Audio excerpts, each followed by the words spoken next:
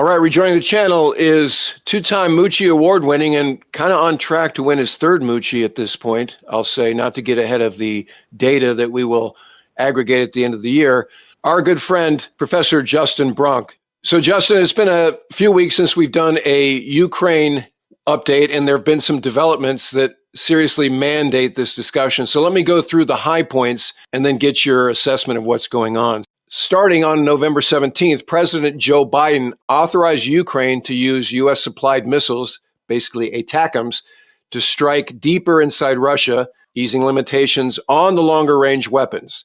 The first use of ATACMS against Russia was on November 19th, when Ukraine fired 6 ATACMS at Russia's Bryansk region.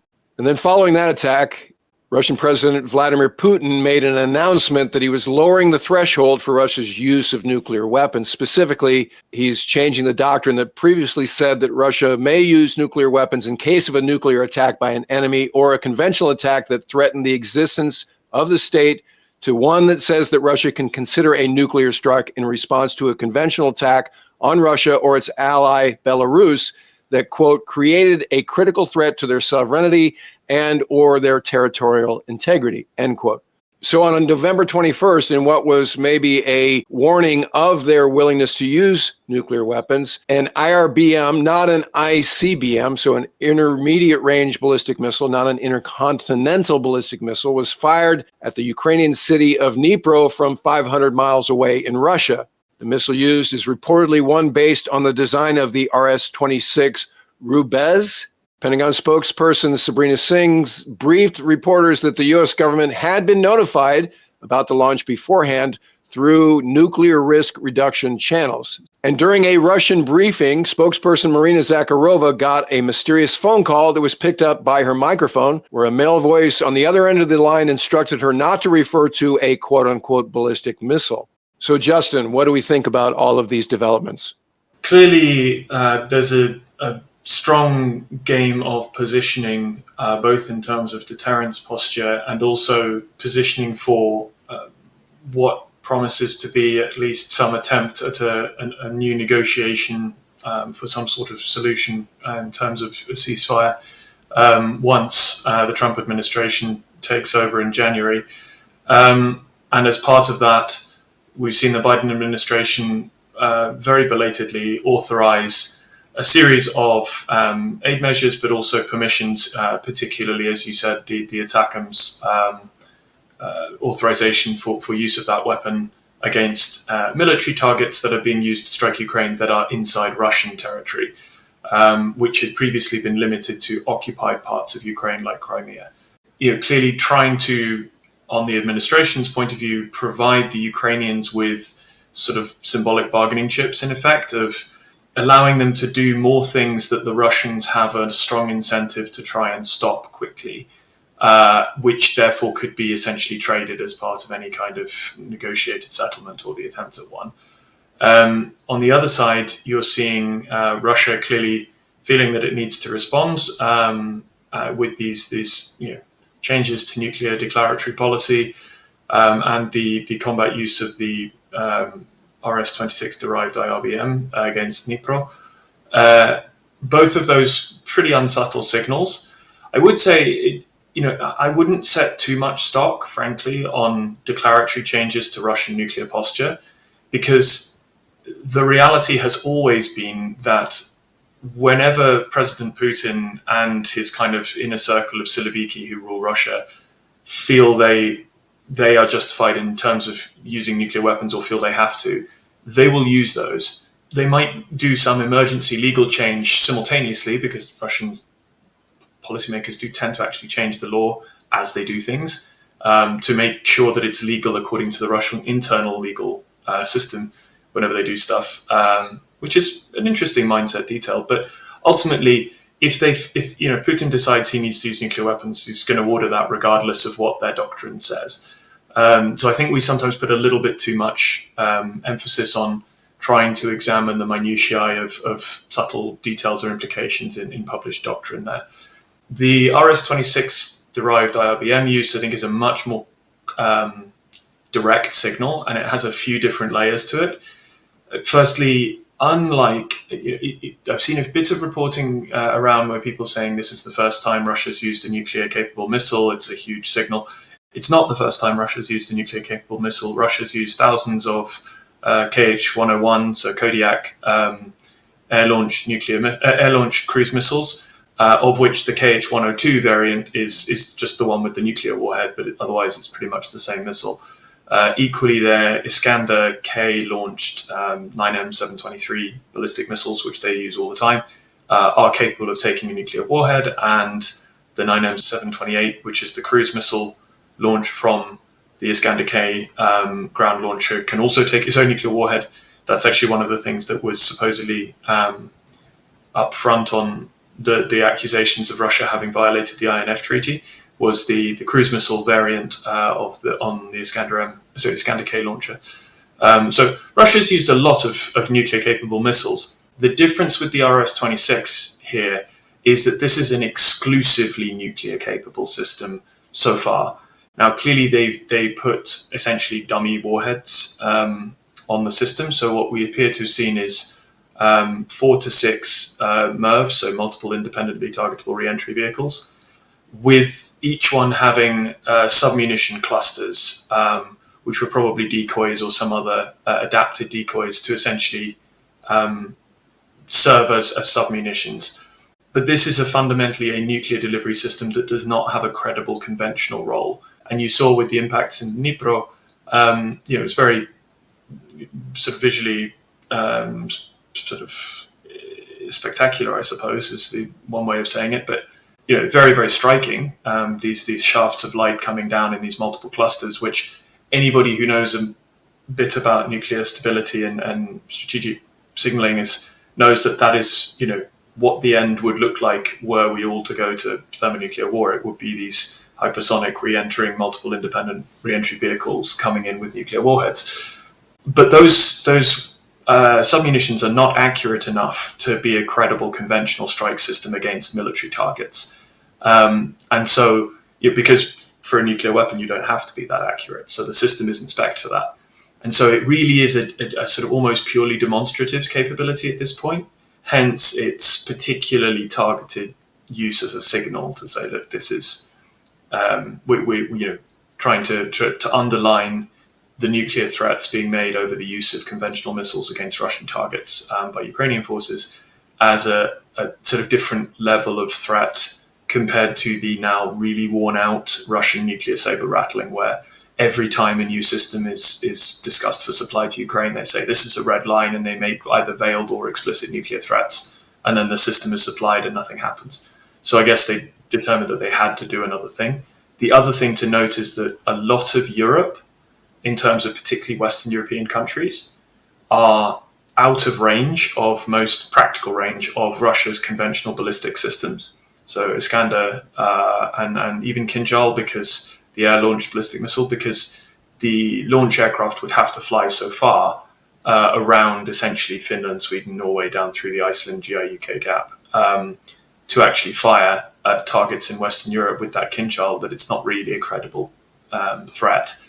And so this is also potentially a signal aimed at Western European governments who, face a cruise missile and a sabotage threat, but otherwise are outside the practical reach of a lot of Russia's long-range precision strike capabilities, to say, oh, and by the way, here's the spectre of intermediate-range ballistic missile development in the conventional realm again, which hasn't been a thing really since the IRBM treaty, although it is a thing in the Indo-Pacific where China has lots of IRBMs with conventional capabilities.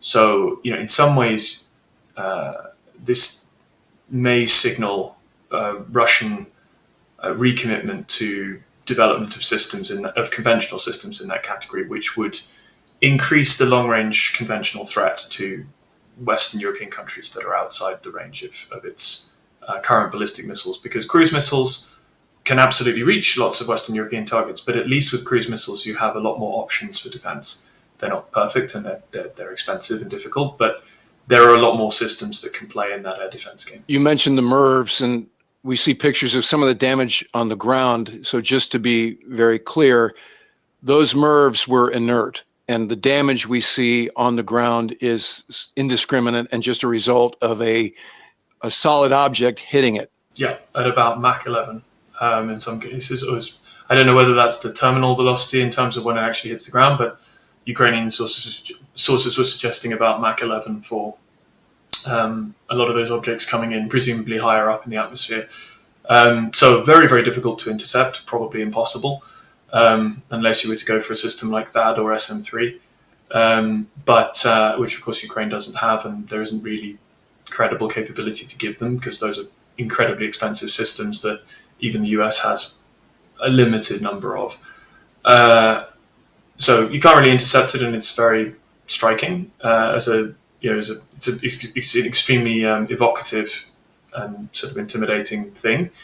But as I say, it's not particularly useful from a conventional strike point of view because the accuracy isn't really there to have the effect without nuclear weapons. So it really is a signaling device at this stage. Whereas Russia's use of theater ballistic missiles in terms of short-range systems like the Iskander series, and actually also quite a lot of North Korean short-range ballistic missiles are quite effective because there you're looking at much more accurate systems with a much shorter range that come in somewhat slower, although they're still very difficult to intercept, but that have large unitary or cluster warheads. And so, yeah, I would say that the RS-26 derivation is a different class of system to what we've seen used in Ukraine so far. So you mentioned the election. Let's talk about some of the initial responses to the election we're seeing around Western Europe and particularly NATO. I think this will undoubtedly accelerate a move towards more European strategic autonomy over time. But, in some ways that will be accelerating a process that was already underway. The stark reality, though, is that there is no immediate way to replace the military and intelligence capabilities which the US possesses, because even if European, let's say for the sake of argument, European countries were all spending 2.5% of GDP on defense, you still wouldn't be able to replace it all with each country kind of investing in its own armed forces and then putting it together, because you get so many economies of scale by operating at just the size that the US can as a single entity.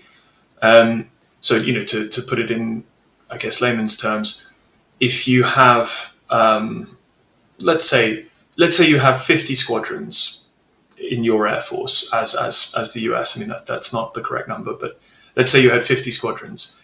Within that, you can much more easily have a majority of multi-role squadrons that can fighters that can kind of do a bunch of stuff, a couple of really specialized penetrating squadrons, a couple of electronic attack squadrons, a bunch of ISR to do target finding, and then some kind of airborne command and control and some transport and things.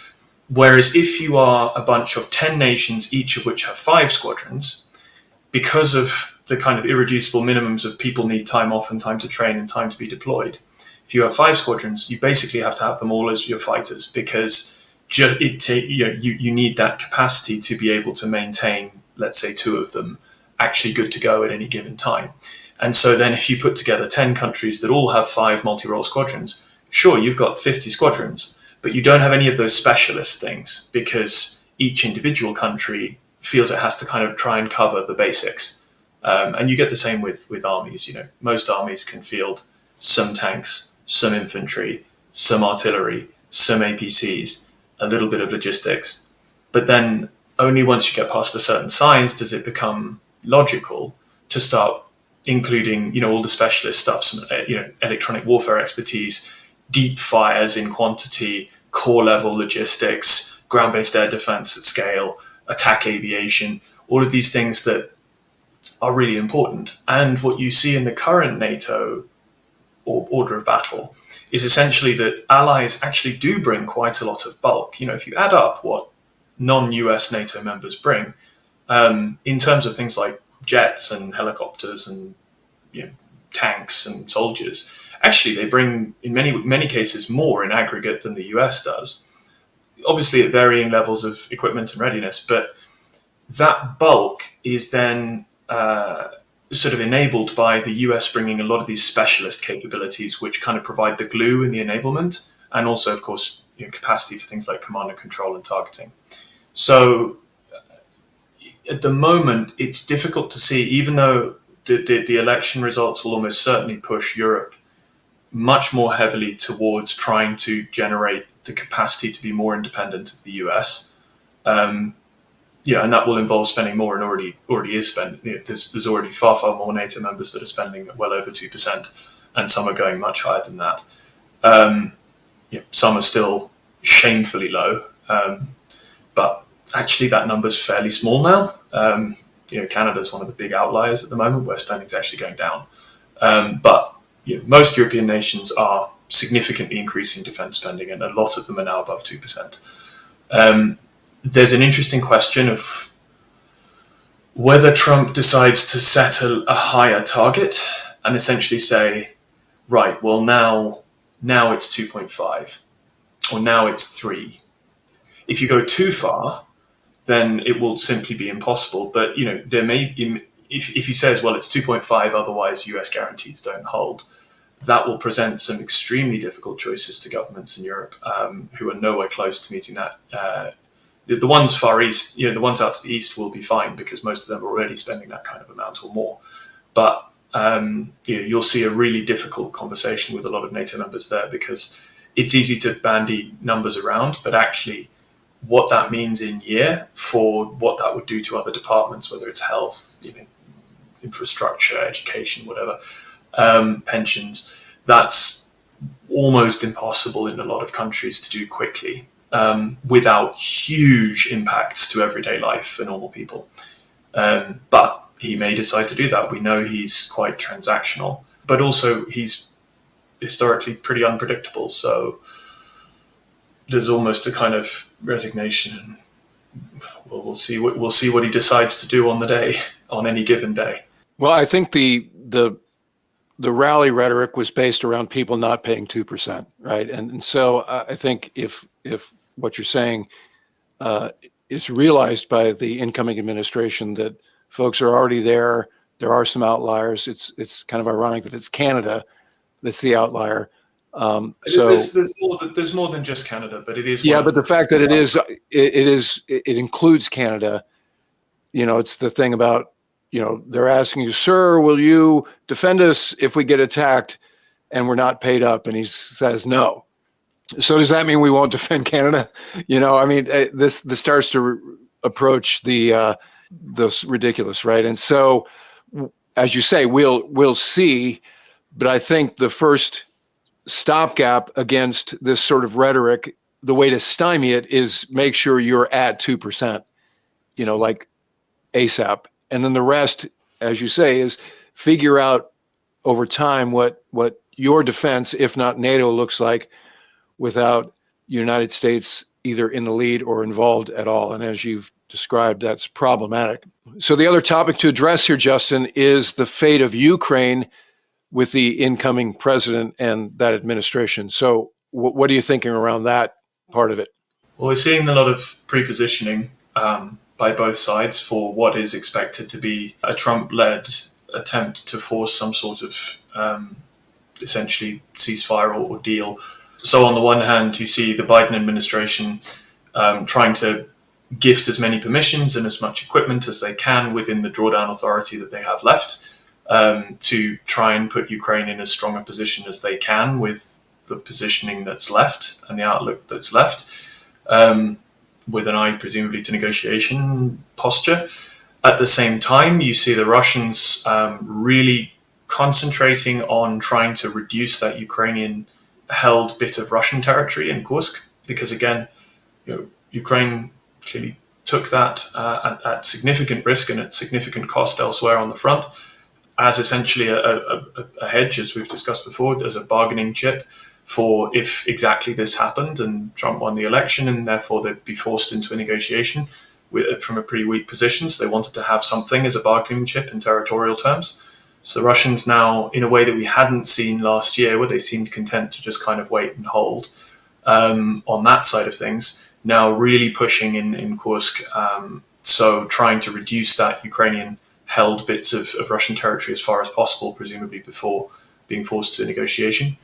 It will be really interesting to see how the Trump administration actually approaches this, because the Russians are in a very strong position at the moment in terms of battlefield position and also presumed support to Ukraine, because the presumption is from a lot of the sort of, particularly the MAGA side of the GOP side of the House rhetoric going into the election campaign, the presumption is that there's a threat of Ukraine being completely cut off and that that's what's going to force them to negotiate. So that puts the Ukrainian side in an incredibly weak position, at least in theory, going into the negotiations. So if the Trump administration comes in and wants to be seen to get a reasonable deal for Ukraine and kind of the NATO side, as opposed to just, we want to end this immediately, which is obviously a really weak starting position for the US side of the negotiations, as we saw with the Taliban in Iraq, in Afghanistan, the thing of, I want to get out immediately, I don't really care what the details are. Of course, the withdrawal that followed on from that deal in the Biden administration had lots of its own problems, but the fundamental deal underlying the Afghanistan withdrawal, I think, has been shown in hindsight to have been a bit of a disaster, because we just saw the Taliban just roll the whole country really pretty quickly. It'll be interesting to see if the Trump administration takes that as a learning point and goes, okay, we probably want to have a stronger posture to try and force a deal here, because any deal that they are pushing will have to be against a Russia that perceives itself as essentially on the cusp of winning. And so convincing them to essentially stop when they think they're going to win after taking more than 700,000 casualties, and of whom about 180,000 are killed in 3 years, it's going to take a lot to convince them to just back off and not actually just take the rest. So it'll be interesting to see what, in that environment, the Trump administration goes in with as its pitch to the Russian side as stop, presumably, or else, because there'll have to be an or else. Otherwise, there isn't really a negotiating position for any deal. Because the only way to have any chance of convincing the Ukrainians that it's not just surrender, in which case they might as well try and keep fighting with whatever Europe can provide, which will end up making the US look weak and resulting in terrible security outcomes for them, would be to have some sort of presumably kind of peacekeeping force that polices the kind of no contact, or the polices the line of contact, if you like, to have a buffer of troops there to stop the Russians just coming straight back in, because the Ukrainians will need some sort of guarantee, otherwise they might as well keep fighting, because they know what will happen. And so how do you, who's going to put those troops in, but also how do you convince the Russians to accept a deal that includes that? I mean, they'll clearly demand a lot, so how to push back?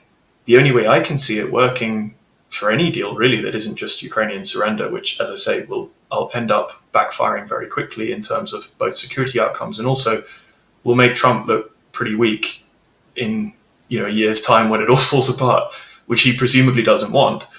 And so the only way I can see around it is to essentially have quite a strong or else. In other words, Russia, you accept a ceasefire on terms that we negotiate with a bit of give and take, or else the US goes all in and really doubles down on supporting Ukraine. But I don't know whether there is any appetite to kind of make that threat in a credible fashion. But without it, I don't see what incentive the Russians have to accept a deal that is in any way acceptable for Ukrainians, for the European security architecture, and therefore for the global security architecture, because the US, Trump is going to want to be tough on China. There's a lot of people who are going into his administration that we already know who are very, very hawkish on China. And so they're going to want to be able to pull US resource out of CENTCOM and EUCOM to focus on having a credible posture against the Chinese as far as possible, maximize their negotiating position and deterrence posture. And the only way they can do that is if Europe is not going down the tubes in terms of security situation. So change of administration, change of, in many ways, very, very significant change in terms of ideological view of things, and a much more transactional, less kind of ethical or emotional view on things, I suspect. But actually they're still going to have to contend with the same fundamental sort of weighting elements on the scales. So the only thing I will add about the or else part of it is nothing during the debates from Trump's side indicated that there was an or else. You know, when asked by the moderators what he was going to do about the war in Ukraine, he just said it needs to stop and I can end it in 24 hours. So my guess is if you look at the Institute for the Study of War map as it exists right now, that's going to be the settlement. And you make the pink parts into sort of a DMZ kind of thing, which really means a win for Putin and a loss for Zelensky. And everybody's just going to have to accept that as the end state of this 3-year war, coming up on 3-year war, with hundreds of thousands of lives lost. And as you ask, is there an appetite to go all in? I guarantee you there is not from the U.S. point of view with the incoming administration.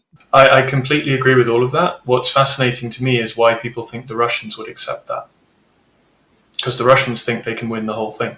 Their maximalist aims haven't changed. They didn't set out in this war to take a bit more of Donetsk and Luhansk than they already had. Yeah, so I think the analog there is Vietnam, which is the Russians know that there's a court of world public opinion that is a reality. So I think the interim step would be accept the terms that are agreeable to stop the hostilities. And then you wait the compulsory amount of time, which is, in the case of Vietnam, was 3 years. And then you reinstitute the aggression. And in this case, go past the Dnipro into Kyiv, all the way to the western, to the Article 5 line, as it were. And that would kind of look like what Crimea looked like back in 2014. That's my guess how that would go. As you say, Putin's stated intent is to reconstitute the Soviet Union, and he's received no domestic pushback for that goal. So, but I think he would, just for the optics, accept the interim agreement just to get everybody off of his case and then just wait out the Western world. So this gets back to what is the final agreement and your point, which is there has to be an or else. But as we're sitting here, it's unclear whether the Trump administration possesses that desire to create an or else. President Trump won a free and fair election. And now, as a function of that, we're going to see what that means. And we're going to have to assess reactions, including NATO and all of Western Europe, when that actually happens. At this point, it's campaign rhetoric, it's memes, it's social media, trolling, but we will see. So, Justin, it's always great to have you on the channel. Obviously, going forward, we're going to have you on the channel a lot more, and so I look forward to that. Likewise. Take care, Wood. All right, that'll do it for this episode. If you're not already a subscriber, become one so you don't miss anything going forward. And in the meantime, I look forward to talking to you again very soon.